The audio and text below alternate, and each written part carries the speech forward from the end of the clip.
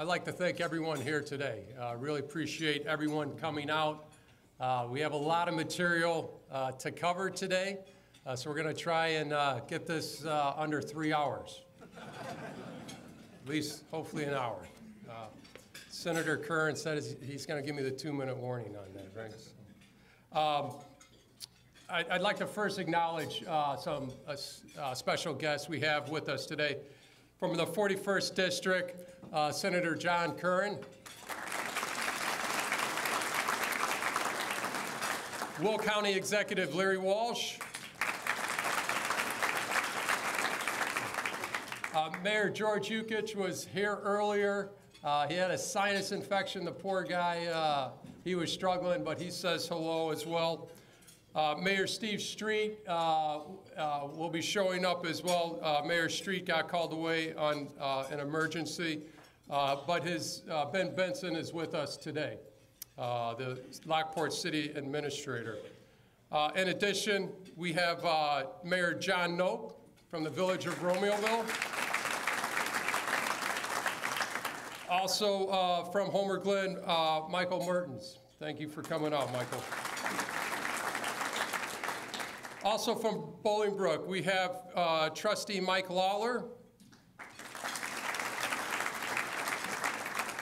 and Jim Bohm, the Bolingbrook Village Attorney. Also in attendance, Hugh O'Hare, Executive Director of the Will County Government League. I believe John Grueling, from the President, CEO of Will County Center of Economic Development, and Doug Pryor are here. We're signing up. Awesome. From the Lemont Village Board, Trustee Debbie Blatzer, Trustee Dave Maher, Trustee Ron Stapleton, and we caught college spring break. These guys, I hope they're not in college. I hope they're with their kids. But we have several trustees. We have Village Clerk Charlene Smolin, who is not with us here today, Trustee Ryan Kwasniewski, Trustee Ken McClafferty, and Trustee Rick Snagowski. They're all out of town. Ken is actually in Ireland right now, but his brother is graciously pinch hitting for him. Also today, joining us is former Mayor Ryan Kwasniewski. Rick Kwasniewski, I apologize.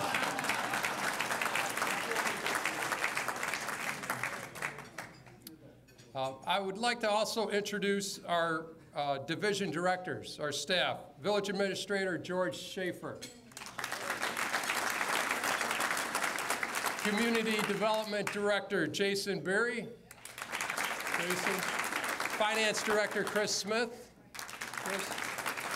Police Chief Mark Mayton. Public Works Director Ralph Pakula. And Linda Molitor, she's the one who really runs the village. So Linda, thank you for everything you do. Appreciate it. And on behalf of the entire village board, we thank the staff and everything that the staff does to keep things running smooth. Again, we appreciate everyone's hard work. We have a lot of ground to cover, like I mentioned earlier. We will be posting this PDF online for additional reference. In addition, this will be televised and replayed on Channel 6 as well as online. On the agenda today, we will provide an update on both our police and public work departments. We will provide a financial update and share some exciting developments that we have going on, both from a residential and business development. In addition, we will discuss our marketing and branding plan, and we will end with a brief update from each of our intergovernmental partners. As many of you well know, when you open up your property tax bill twice a year, you'll find 8 individual taxing bodies, one which is the Village of Lemont. Each taxing body has their own board and responsibilities, which we will hear from later on. But 7 cents of that on every dollar goes to the Village of Lemont. The Village of Lemont and the board is primarily responsible for our police department, our public safety, along with Public Works Department, as well as the administration, building, and planning of the town. In the next 3 sections, we will give an update on each of these areas. To start with, the police department. Our police department consists of 31 full-time employees, including 27 sworn officers, and they are led by our police chief, Mark Maton. In addition, we have an emergency management department consisting of 2 part-time staff and 16 volunteers. Our police is obviously staffed 24/7, 365 days a year. Staffing is split into 2 separate 12-hour shifts each day with 4 officers and 1 supervisor on duty. In addition, we have 3 officers in the detective unit and 1 officer that is on staff at the high school. From a volume standpoint, on average, the department handles 32 calls a day. As a community, we are very proud to say we are ranked the 27th safest town in the entire state of Illinois. Let's give a hand to our police department and Mark for a great job that they've done. This is a great acknowledgement for not only the police and public safety, but for also all of our residents as well. Considering the high school just won the Blue Ribbon Award for exemplary excellence. By the way, there's only 2 public schools in the entire state that won this award. Let's give them also a hand as well. It's a very prestigious award. And not only are we the safest community, we're also the smartest community as well. So it's a good combination. Just real quick, to go over the numbers, as you can see, our crime rates have dropped year over year. I asked Chief, I go, Chief, how do we do this? And he told me, hey, there's been a drop in car burglaries.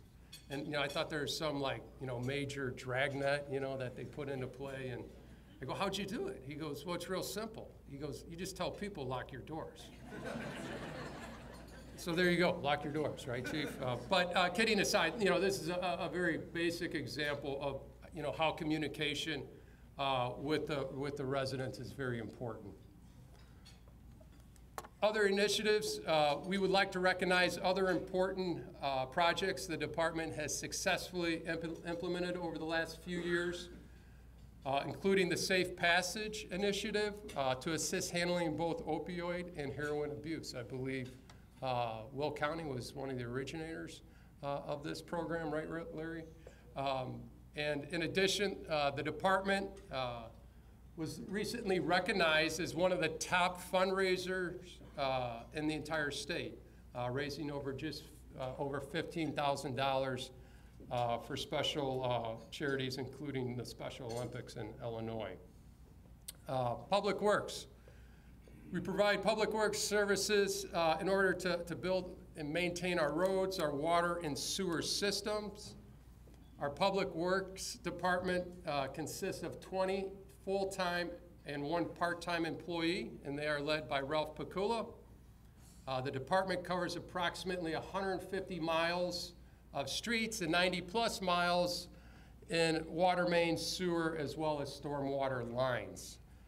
With the weather this past month, you would never know it, being a beautiful day, but it was a very tough time on our department. Ralph and your group, you guys did a great job with the snow, considering we had a record 9 consecutive days.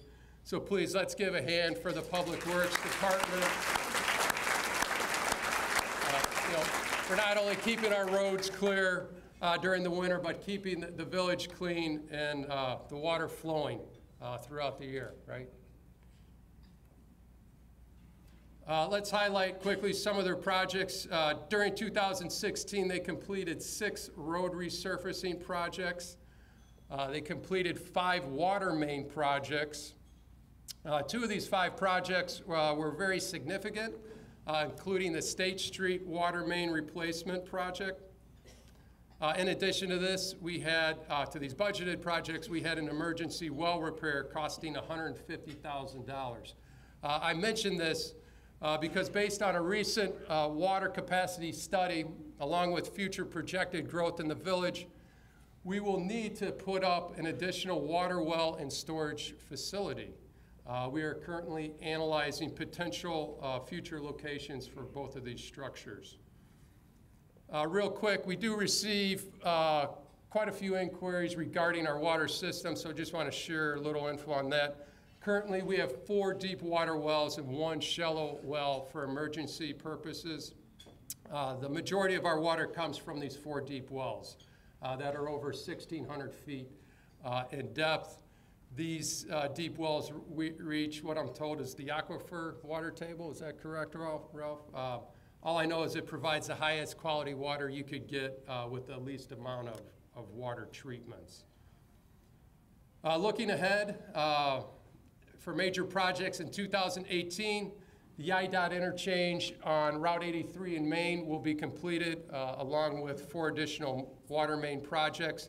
In 2019, the McCarthy Road will be resurfaced, and in 2020, we will be resurfacing State Street. Of note, that McCarthy Road resurfacing project 19, it will include 2 6-foot bicycle lanes on each side of the street. Next up, I want to give you a financial update. From a financial standpoint, we currently have some challenges and opportunities. The bottom line is we're going to have to make some tough decisions and take immediate action to address some of these headwinds, which we will be encountering. The good news is, as a board, we have recognized these challenges in advance, and we are prepared to take action. Currently, we are in an environment of both decreasing revenues along with increasing expenses. Obviously, that is not a good combination. One of our major revenues, income tax revenues, were cut by 10% with our balanced budget by the state legislature, which took 10% out of local municipalities. In addition, the income tax rate went from 3% to 5%. Our share went down 10%. Another revenue stream that decreases our sales tax revenues. They are down locally due to our grocery store closing, along with the overall impact of Amazon and online ordering. To make matters worse, on a go-forward basis, there's talk about property tax freezes, which obviously is another major revenue source. Obviously, we all personally like lower property taxes. However, we may need to adjust our services accordingly. On the plus side, we've already taken action over the last 9 months to address these headwinds. First and foremost, we need to increase economic development. From an accounting standpoint, which I like, increasing economic development will increase all of our major revenue sources. Residential growth is important. Building growth, business growth will all add to our top line revenues. We currently have multiple economic development projects in the pipeline that we are very excited to share with you later on in this presentation. However, from an expense standpoint, we will need to cut costs. Looking forward to next year, our preliminary 2019 budget is a negative $1.2 million. To put that in perspective, our general fund budget, Chris, is typically, I believe, $10 million, in revenue. So that's over a 10% delta that we need to address. And to be frank, we can no longer balance the budget by delaying necessary capital infrastructure improvements. Therefore, we need to reduce expenses. We need to renegotiate both our healthcare provider agreement. We need to address our police union contract that is set to expire later this year. And unfortunately, in order to balance the budget, we will also probably need to make headcount reductions as well, which in turn, again, could potentially impact services. So again, we have some tough decisions to make. The good news is we have currently a very solid cash position. Our policy is to maintain a cash position equal to 30% of our expenditures, which equates to a current cash balance on hand of $3 million. Additional good news is that through sound financial management, over the past several years, we've been able to maintain the highest possible credit rating for at least a non-hometown rule, or non-home rule town. Our credit rating is AA2, which equates to lower cost of borrowing, which is about 1% to 2% lower, which equates to about $500,000 in savings a year. So it's very critical that we continue to maintain that, and hats off again, Chris, to your department, and hats off to the board for sound fiscal management. With that, Chris, her team has achieved 2 awards over the years, Certificate Achievement for Excellence in Financial Reporting, along with Distinguished Budget Award. Please, let's hear it for Chris Smith. Great job.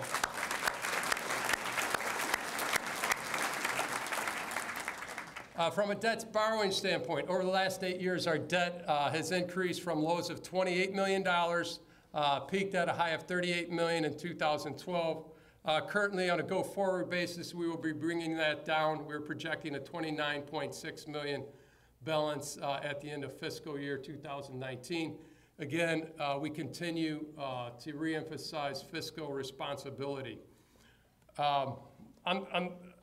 As far as the headwinds, real quick, our revenues, 3 of our primary revenue sources are projected to be down 7% on a cumulative basis over a 4-year period. Again, 3 of these sources are our income tax, our sales tax, and our property tax. The majority of this 7% decrease is due to a 16% drop in income tax revenues alone. If revenues are going down, why are expenses going up, you might ask? Well, this bar chart compares our full-time employee headcounts by year. And as you can see, we have decreased our FTE from a high of 81 employees 10 years ago down to a current count of 69 employees at the end of our current fiscal year. Even though our headcount has dropped 15% during this time frame, our population growth has increased by 6%, or just under 900 residents during the same time frame. The takeaway from this slide is that our expense increases are not due to FTE headcount increases. In fact, our employee headcounts have been fairly flat over the years. So if our headcounts are not going up, what is causing our significant increase in costs? First off, a major contributor are increased employee benefits. Over the past several years, employee benefits are up over 52%. This 52% is comprised of 3 components. Alone, our non-police pension is up 38% over this time period. Healthcare benefits are up 47%, and our police pension is up 71%. The bottom line is that we need to address our cost structure. However, our biggest opportunity, again, is to increase revenues via our economic development. Over the past several months, we have taken great strides to increase our economic growth. Previously, we have shared on a couple of occasions with you a 10-point economic development plan that we have been implementing over the last 10 months. This plan has included reallocating resources from positions such as legal counsel to economic development efforts. These reallocated resources will assist in both recruiting and working with our business community. Our goal is to provide an environment with the best possible services in the most economic and efficient manner. We want Lemont to be a place where our residents love to live, where businesses wish to do business, and where builders want to build. Last July, we hired Jason Berry into a newly created economic director position to assist in developing in executing this 10-point economic plan. So Jason, no pressure on you, bud. Yeah. Gotta get $1 million for you. 1.2. Okay. This plan includes reallocating resources to assist in new business permitting process and to assist in retail recruitment of new businesses. Lemont must be able to cater to mom and pop style businesses. From a residential standpoint, one of the goals of this economic plan is to streamline building and permitting. Recently, single-family home permits have been reduced to a turnaround time of a couple of weeks, which is well below the previous time frame of a couple of months. And we have several builders here, and they've assisted in their input, and we heard them loud and clear. Roofing permits are now being turned on the same day, which was typically taken upwards of a week or so, I believe. And unnecessary subcontractor registrations registrations, I should say, have been eliminated. Basically, time is money. And the window of opportunity opens and closes in a very short time frame. Therefore, it is critical that we reduce the time cycle it takes for a builder to build. And of course, it goes without saying, in adherence to proper standards. Like I said, before we can make such streamlined improvements, we first needed to understand what needed to be improved. To start with, we met with newly created focus groups, such as the local builders and realtors, to better understand how do we compare to neighboring communities and where can we make such improvements. I would like to thank all of our realtors and our builders. Many of them are here today. Your feedback has been instrumental, and we continue to want to hear from you, and we appreciate the time and your efforts in helping us out. From a single home permitting perspective, we have averaged 100 new homes per year over the last 3 years.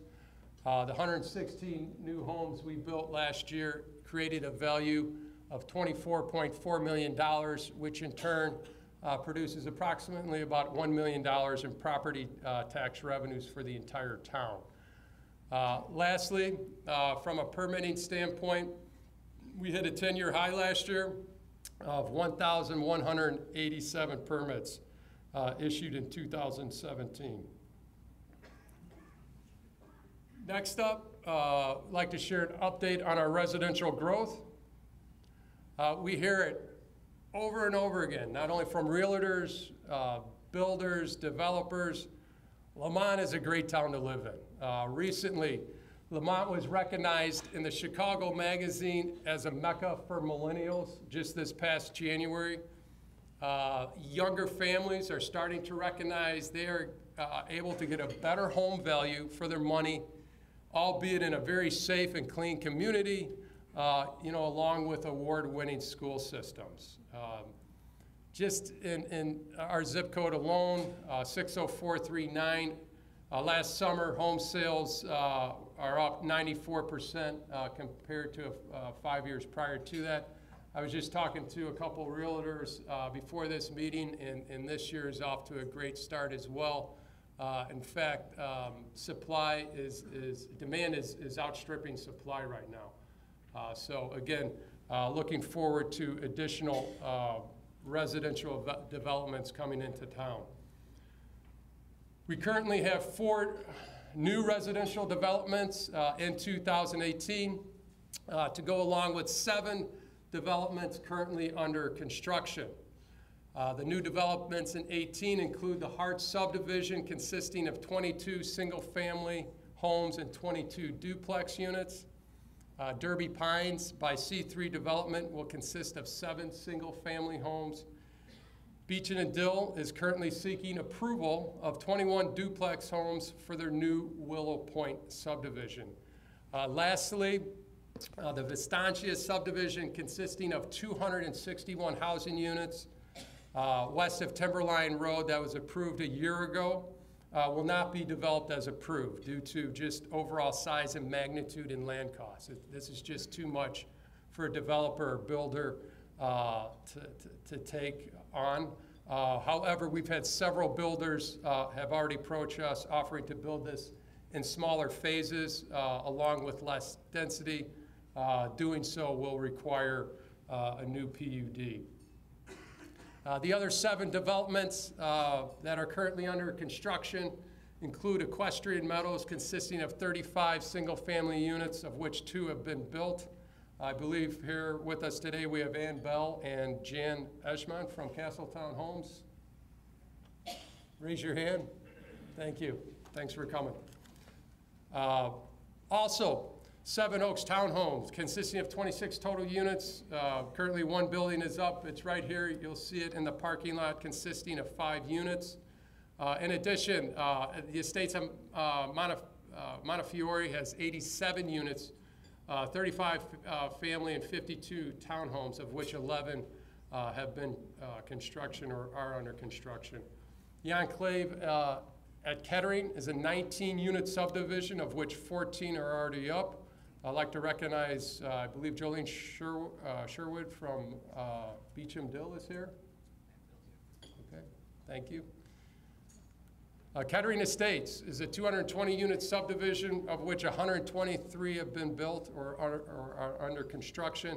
And the Glens of Connemara is a 151-unit subdivision, which is just about complete. 147 have been built. And lastly, Phase 3 at Rolling Meadows subdivision, consisting of 21 homes on the far south end, of which 16 have been built. I believe Pat, John, and J.D. Jernick, are they here? Thanks for coming. Again, we appreciate all of the development, all of the residential, and we continue to entertain and promote residential development on a go-forward basis. In addition to our residential development, we have several new businesses and buildings in various stages of development. Recall, as you may or may not know, 1% of retail sales tax in Lemont stays in Lemont. Therefore, obviously, we want to keep Lemont business in Lemont. Over the past 12 months, we have opened up 19 new businesses. Anytime Fitness, Beach for Dogs, TLC Resale Shop, and Higher Grounds, to name a few, have all come into town. I believe Deanna Lilikis is with us today. Deanna, did I mispronounce that? Lilikis. Deanna, I apologize, but Deanna runs Higher Grounds, and we're so excited to have her right down by the train station. Again, we appreciate all of our not only new business, but our current business. Just important, we want to recognize our current business, our current business owners. Several of our local businesses have recently experienced significant growth. Ed and Peggy Greikis, I believe, are here with us today. They are owners of Gelsasimo Pizza, and they just recently purchased Sweetwater Deli. Pollyanna Brewing Company just opened up a second location outside of Lemont and Roselle, but again, that just shows you the growth that they've had, and I believe Paul is with us today as well. Rustic Need, I believe Rich Krusnek is with us. Rustic Need will open up a gluten-free bakery at their current location. Other developments or renovations that we've had, Jewel Osco completed an inside renovation, and Lemont Nursing and Rehab Center just added an additional wing consisting of 26 additional private rooms, and I believe we have some guests from the Rehab Center as well. Nikki Mehta and Megan Eigenbauer, I believe, are with us as well. Expanding business development is important throughout our entire town, and developing our downtown is a major priority, including both residential and retail businesses. Due to the hard work of our Historic Preservation Commission and village staff, our downtown was placed on the National Register of Historic Places on June 6, 2016. This area roughly bounds along Main, Stephen, Illinois River, and Front Streets. For this presentation, we want to recognize the Lemont 125th edition book and also thank our Historical Society for their help and assistance with the historical research in this presentation. In order to increase residential growth, new business, and foot traffic, we are working on designing a new TIF district in the downtown area. Recall a TIF district is designed to rejuvenate vacant and blighted areas. Newly created property tax increment dollars will be used within the downtown TIF to further incentivize residential and economic growth. The village is currently seeking a development partner to bring a TOD, a transit-oriented development, into the downtown. TOD is a multifamily housing built within close proximity to transit. It will bring more customers and help enliven our downtown area. The village is currently partnering with Elsie Peterson and her family, owners of the old hardware store, to sell their property. Since 1930, the little bit of history here on the Peterson family, they've been in the hardware and lumber business located on the west end of Canal Street. This past summer, I had the pleasure to sit down with Elsie to discuss with her and a couple of her family members their future plans for this site and store. I'm sure she would not mind me sharing this with her, but I was shocked to find out that day was her 90th birthday. And there she was, vibrantly sharing, her future plans about this site and reminiscing about the past. The fact is, Elsie Peterson continues to keep the store open today because the store is her life, and she always treats her customers like family. In fact, you still hear people saying that if there's something you can't find, go to the Petersons and you'll find it. We recently engaged a firm to do a study concerning the housing needs in our downtown area. Their feedback provided the need for a higher-end apartment development to meet the needs of both millennials and empty nest baby boomers. Specifically, they mentioned the market need to bring approximately 100 multifamily units consisting of 1 and 2 bedroom luxury rentals, which would include ground floor parking, putting residents in close proximity to the metro transportation, which in turn would encourage, obviously, additional pedestrian and activity downtown. The current status on this project is, after discussing with multiple developers, we are working with the landowner and a second developer that is now under an LOI contract to build such a complex. So we're excited how that is developing. We're going to talk about some other new developments going on in town. We have a new business opportunity on the northwest corner of Stephen and Canal Street. It is a building that most recently was the southern half of H&H Family Restaurant. A little history: over the last 150 years, among other things, this location was a house, a drugstore, a jewelry store, a meat market, and early on it was also a site of our post office. An interesting fact is that the first plat of Lemont, made as early as 1850, indicates this portion of town was called Kipata, in honor of Indian Chief Kipata, who formerly lived in the area, or at least that is what the history books tells us. This site has been acquired by Manus McClafferty. Manus, give us a wave. All right. It will be a future home of an Irish pub, serving food and spirits called Hughie's Irish Pub. I think you're going to serve free Guinness for the first month, right?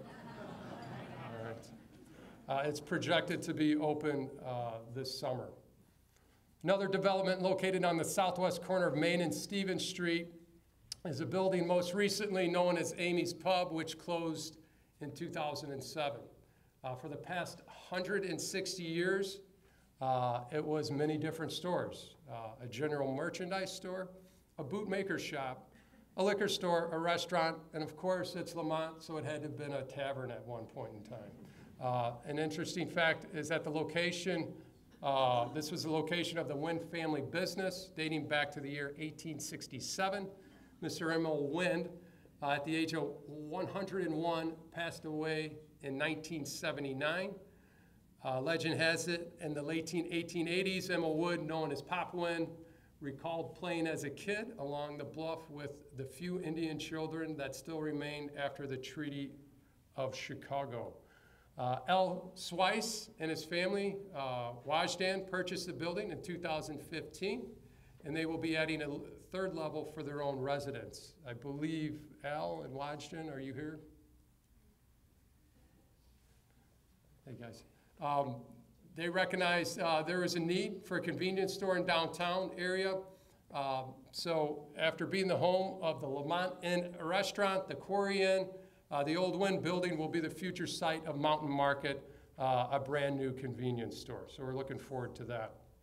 On the northwest corner of Stephen and Illinois Street is a building that most recently was Norb's Corner Pub, which was both a bar and a restaurant that closed in 2009. Over the past 125 years, this building served as a grocery, various stores, restaurants, and of course, a saloon. It recently was purchased by Jonathan and Brianna Cohen.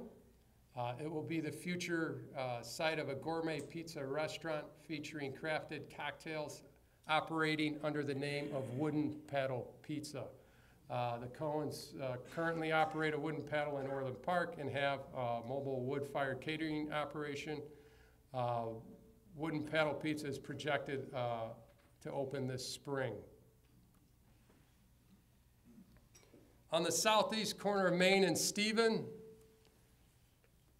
is the Budnick Building, or at least that was the name for the last 91 years.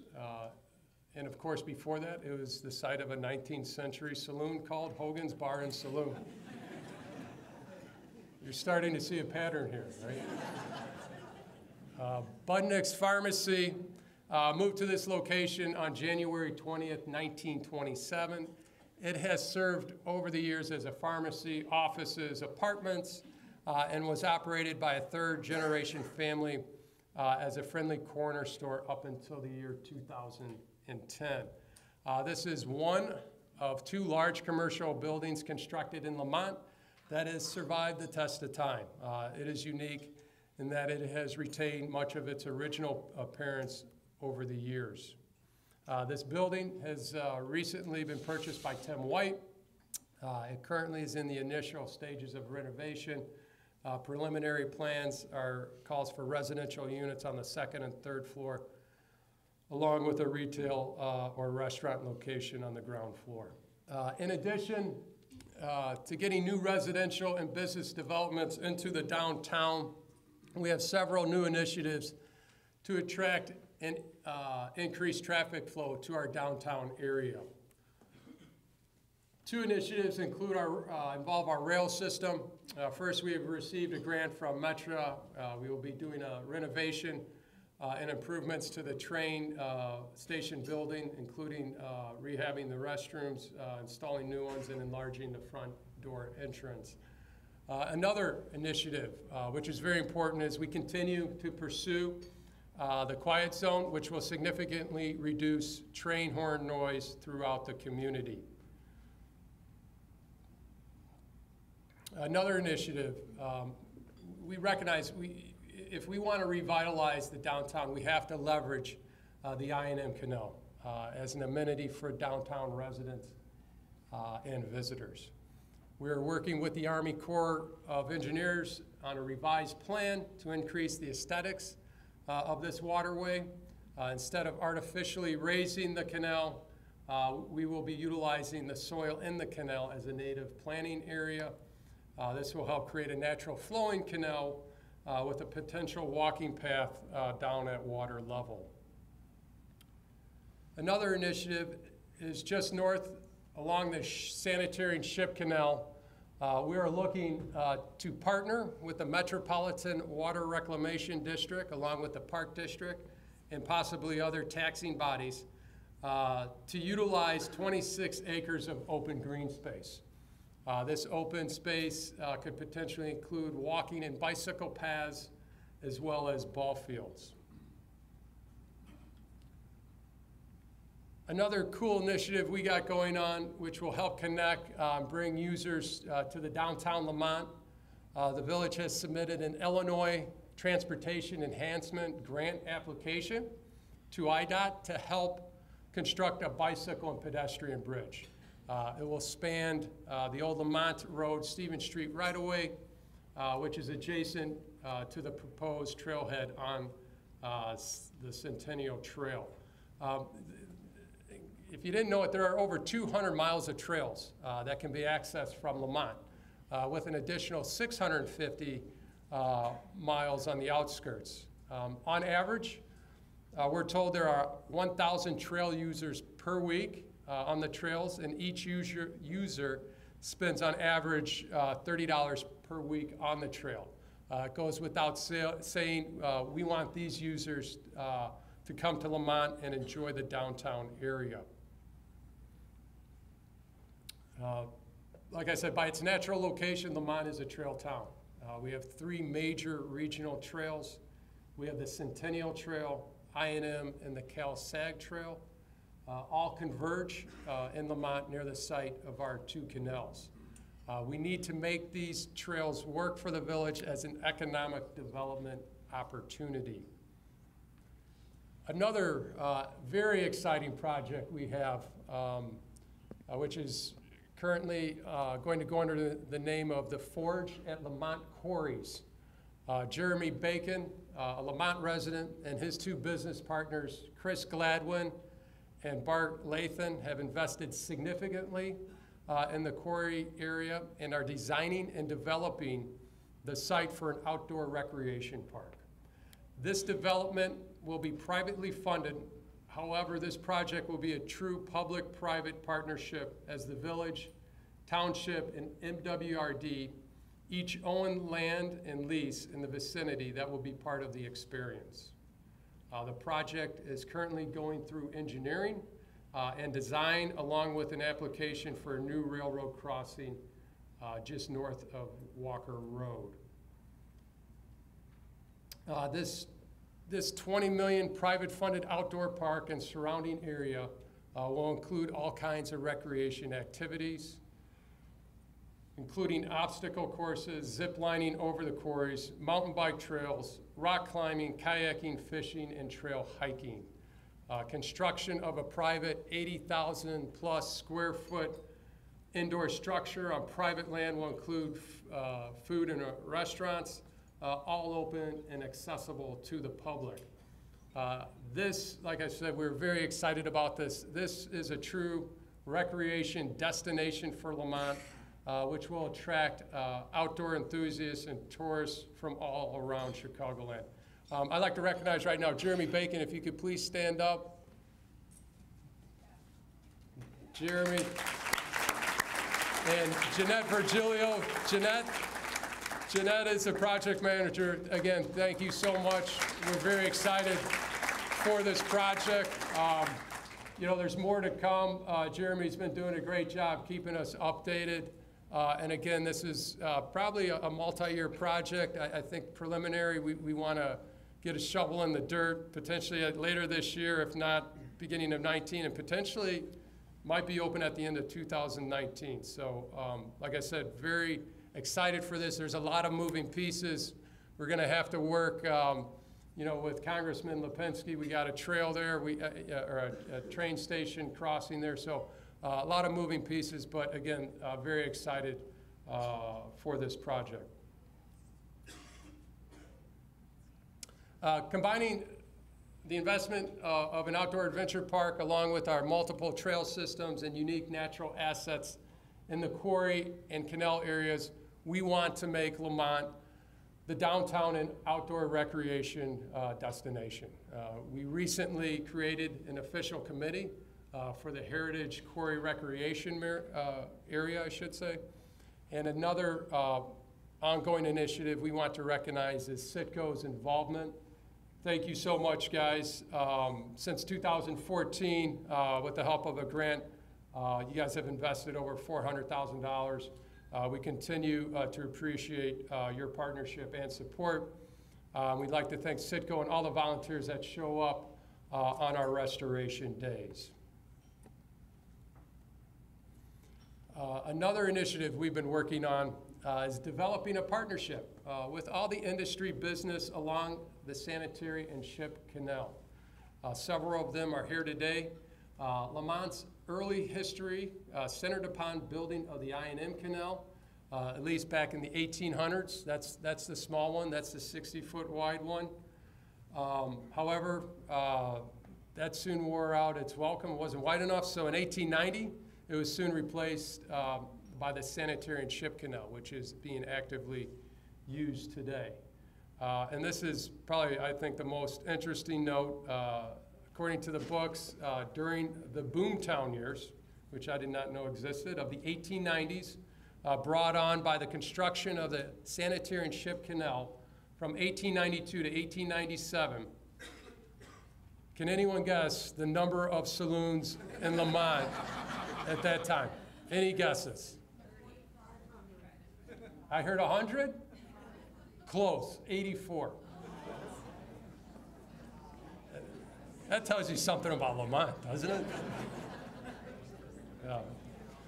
But no, we've been recently meeting with MWRD and all the users along the canal to better understand not only their industry, but their impact on the region and Lemont, and to figure out what we can do to help in partnership together. We've met with various businesses, ACBL, which is American Canal Barge Lines, IMT, Illinois Marine Towing, Ozinga, and other users along the slips to assist them in the growth of their businesses, and again, to create a partnership. These are some of the largest companies in their given industries, and we're proud to have them here in Lemont. ACBL, for instance, is, I believe, the second largest barge operator, in America, with 4,200 barges. With this, we will be working with them to standardize the fragmented zoning in this area. And it goes without saying, our local industry and recreation can and will coexist. Next up, let's take a look at our economic development in our uptown area. Located in the Jewel Shopping Center, this location for 12.5 years was our primary breakfast restaurant in town. Recently closed in 2013. An interesting fact is that our own Andy Avalos, he is a NBC weatherman, for those of you who don't know that, he was the original owner of this site. He apparently enjoyed the Lemont skyline so much that he had a mural painted, which currently hangs in our boardroom at Village Hall. Currently, this site has been recently leased to Bob Koutelanogenis. It will be the future site of a Greek-style breakfast lunch diner called Fork and Spoon. It is projected to be open in spring of 2018. As all residents, we're all looking forward to a new breakfast place in town. Another opportunity in the works is the former location of our beloved Japan's Finer Foods that closed just about a year ago. Upon hearing about Japan's closing, their Facebook page was flooded with hundreds of posts from their patrons about how much they would be missed. Not just because it was a great store for 20 years, but because the Japan family and their employees treated customers like family. They are greatly missed. For 55 years, this location served as the primary grocery store in town. Interesting fact is that this location was previously Ortman's Park and Shop for 15 years. The first Ortman's grocery store opened in downtown Lemont in 1919, and through 2 generations, Ortman's served the residents of Lemont for 67 years. Currently, this site is under review for lease by a prominent local grocer.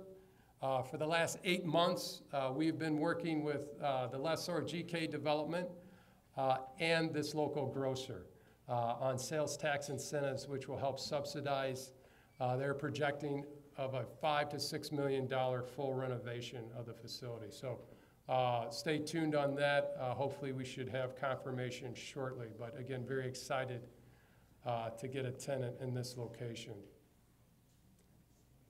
Most recently, as I'm sure plenty of you have seen on State Street at the old Lemont bowling alley, this location obviously was our original bowling alley, as well as Nicky V's, which closed in 2012. Over a period of 62 years, it served as a bowling alley and restaurant. As history has it, there was not much of the way in entertainment in Lemont in the 1940s. I find that hard to believe with all the saloons, but apparently a group of Lemont businessmen, which included the Ordman brothers, formed a corporation and built the bowling alley, which opened in 1950. Currently, this site has been purchased by Bob Taft. Obviously, there's quite a bit of action going on over there. Bob owns several Q-Bar restaurants in Chicagoland. It will be the future site and bowling alley, which will go under the name QUARRY Pub and Grill of Lemont.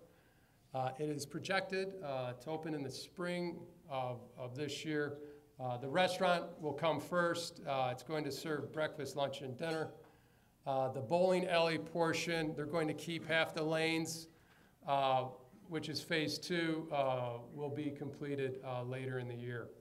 After 6 long years, I cannot tell you the anticipation the community has to have the bowling alley reopen. Again, very excited to get this location occupied.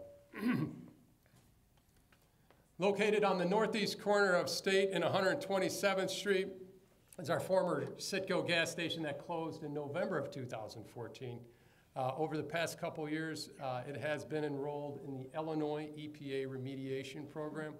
That doesn't sound like a good program, but we need to get that cleaned up. The site's been currently purchased by BOI LLC in 2015. Its future is unknown until it gets a clean bill of health from the EPA. It is a just under a half-acre site, which can be combined with the adjacent property to potentially provide redevelopment opportunity, type like a main-on-main type corner. Also, on the northwest corner of State and Wynn was a building that was home to HUGHIE'S, which closed in 2015. Previous to that, it was the Wendy's, which closed in 2012. Currently, the site has been up for sale by an out-of-state owner. The Village, we are currently working with the real estate broker to bring a new owner to this site. Along with our uptown and downtown areas, we have a few business developments on the east side of town. The Main and Archer TIF consists of 16 acres of village-owned land. These 12 parcels of land were acquired from September 2011 through November 2015. Included interest paid and third-party costs, $7.5 million has been invested in this property. It will require an estimated potentially $1 to $2 million of additional investment to develop this project. We continue to market this site, and it most likely, from the feedback we're getting, it will be a multi-use site. We originally engaged in an RFQ process 2 years ago. However, we've had much more feedback and had quite a few successful conversations doing the marketing internally, and obviously that's at a much lower cost. Located under the bridge area at Route 83 and Grand Street was a previous junkyard that has been cleared up over the last couple years. The previous property owner operated CalSag auto recyclers for 47 years. The village had been objecting to this property due to environmental concerns since 1970. In early 2000, Lisa Madigan and the Illinois EPA visited this site numerous times and imposed sanctions on its use. I believe Simon Bradley and Matthew Winder, are they here? Hey guys, these guys have done a great job over the years in cleaning this site up. It was previously a junkyard, and the previous operating CalSag recycler was there, like I said, for 47 years. Also in early 2000, I mentioned that already, projected to open in 2018, Donegal excavation. This has the potential to bring 50 new jobs. Is that correct, Simon? Yeah, so we're excited to have that area cleaned up. Briefly, we'd like to share some additional information on our marketing efforts. In 2017, we completed our initiatives of the Adopted Communication and Marketing Plan and continue the momentum to spread our new brand via social media, electronic marketing, print media, print collateral, and more. Looking ahead in 2018, we will continue this momentum and seek new avenues to engage, promote, and publicize Lemont to our target audience of residents, tourists, families, and businesses. After going through our brand strategy and implementation of the new logo last May, we engage Hitchcock Design Group with input from our residents to design a master signage program for the village. The scope of the study includes new gateway signs and wayfinding signs throughout the town. We will be installing downtown wayfinding signage this spring. The uptown wayfinding signage will be implemented and installed in phases in the upcoming budgeted years. The Downtown Merchants Alliance was established early last year to promote the downtown as an attractive, welcoming, and lively area. The Village and Chamber are working with them to bring awareness to the group and assist them in their initiatives. You can find information about them and their promotions on our website and mobile app. In attendance today, I'd like to recognize Frank Pischler. Frank, please wave. Ed Greikus, Derek Mueller, and Mike Field. So again, got a lot of cool things going on in the downtown area as well as across town. To wrap it up, I would like to quickly provide an update on a couple of important issues that we are frequently asked about. First off, our boundary planning agreements. Over the years, the village has pursued boundary line agreements with our neighboring municipalities. As the name implies, these boundary agreements set the parameters for future growth of each town. We currently have signed boundary agreements with Lockport and Woodridge, and we are currently working with Romeoville on an agreement, and we are in the final stages on an agreement with Homer Glen as well.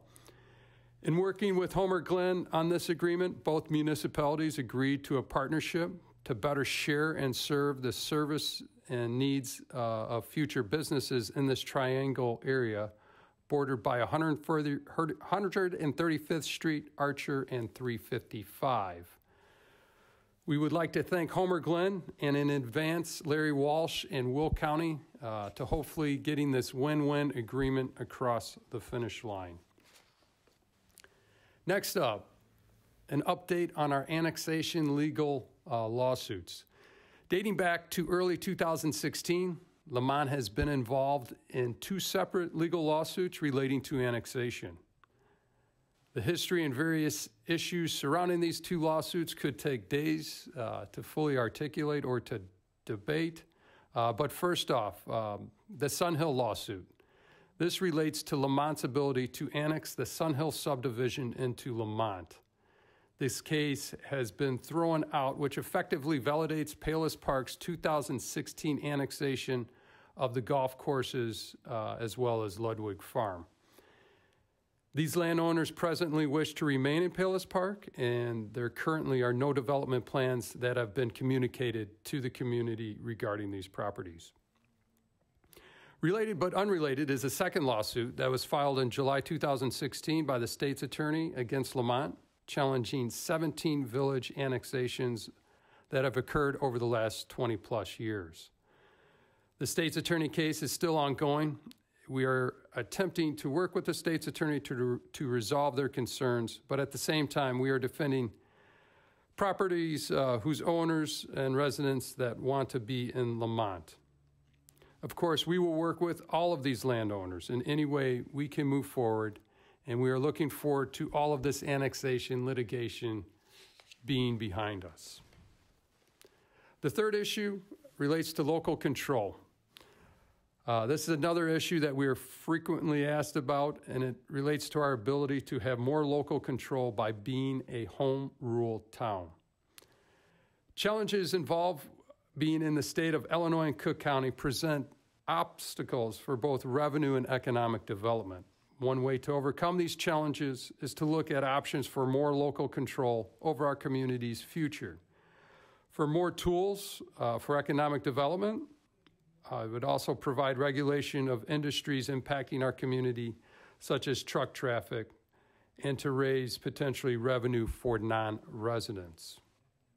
Towns with population of over 25,000 are automatically considered home rule. Lemont, with a current population of 17,000, would require an application for home rule authority, which would require a referendum to be voted on by all residents. We will be doing some surveys on several of these issues in the upcoming months, so please stay tuned. So that effectively wraps up our presentation for today. Before we depart, just want to fill you in on a couple of exciting things on the calendar. Our annual St. Patrick's Day Parade is this Saturday, March 10th. Our Heritage Quarry Restoration Day is scheduled for April 28th.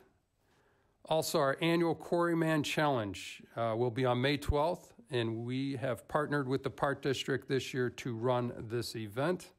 Also on the schedule is the Mayor's Drive for Charity golf outing, which is on May 10th. It will be a 1:30 p.m. shotgun start.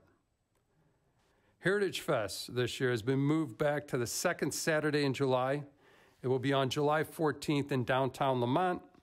And lastly, the Lemont Artisan Market will now be held along with the car shows in downtown Lemont this coming spring and summer.